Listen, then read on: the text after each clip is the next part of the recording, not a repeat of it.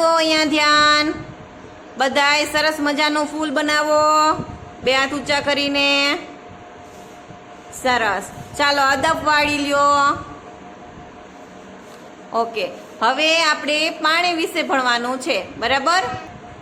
પાણી આપણને ક્યાં ક્યાંથી મળે છે અને ક્યાં ક્યાં આપણે તેનો ઉપયોગ કરીએ છીએ. ઓકે, તે તમારે મને કહેવાનું છે.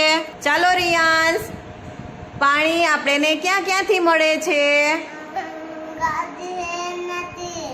કૂવામાંથી, દારમાંથી, બરાબર. ચાલો કાવ્યા, બીજે પાણી ક્યાં ક્યાં હોય? ક્યાં ક્યાંથી મળે આપણને? અદબ, બસ. દારમાંથી, પછી કૂવામાંથી, નદીમાંથી ને તળાવમાંથી.